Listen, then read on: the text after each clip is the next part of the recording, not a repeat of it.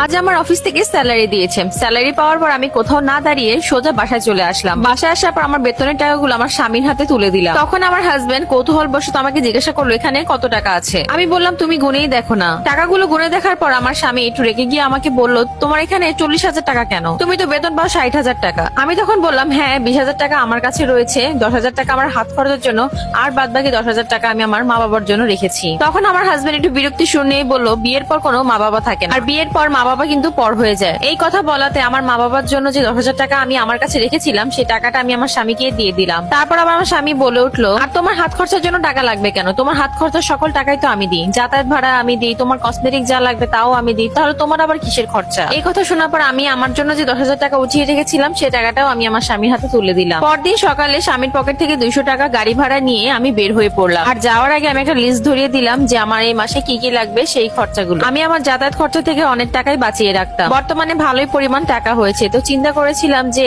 এই টাকা দিয়ে আমি দুটো শাড়ি কিনবো। তো যেই কথা সেই কাজ, আমি অফিস থেকে বের হয়েই মার্কেট থেকে একই রকম সুন্দর দুইটা শাড়ি কিনে আমি বাসায় চলে গেলাম। তারপর আমি আমার শাশুড়ির রুমে গেলাম। আমার শাশুড়ি দেখে বললো কি ব্যাপার, একই রকম একই কালারের একই শাড়ি দুইটা কেন? আমি তখন বললাম মা আমি দুইজনের জন্য একই রকম শাড়ি কিনেছি, একটা হচ্ছে আপনার জন্য আর একটা হচ্ছে আমার আম্মার জন্য। তখন আমার শাশুড়িও বলে উঠলো বিয়ের পর এত মামা করছো কেন? বিয়ের পর কোনো মা বাবা থাকে না, আর যদি তুমি এত বাপের বাড়ি করো তাহলে তোমার সংসারে অশান্তি নেমে আসবে, এটা মনে রেখে। শাশুড়ি মায়ের মুখে এই কথা শোনার পর আমার বুকটা মোচড় দিয়ে উঠলো। চিন্তা করলাম আসলে কি বিয়ের পর মেয়েদের মা বাবার প্রতি কোনো দায়িত্ব থাকে না? তারা কি চাইলেও কিছু মা বাবাকে দিতে পারে না? তো যাই হোক, এসব ভাবতে ভাবতে আমি আমার রুমে চলে আসলাম। বেশ কয়েকদিন পার হলো। একদিন সন্ধ্যার টাইমে হঠাৎ করে আমার শাশুড়ি আমার রুমে চলে আসলো, তার হাতে দামি সুন্দর একটা শাড়ি। তো আমি জিজ্ঞাসা করলাম মা এটা আপনাকে কে দিয়েছে? আমার শাশুড়ি মা বললো তার মেয়ে জামাই নাকি তাকে এই শাড়িটা গিফট করেছে। তারপর আমি আমার শাশুড়ি আম্মাকে বললাম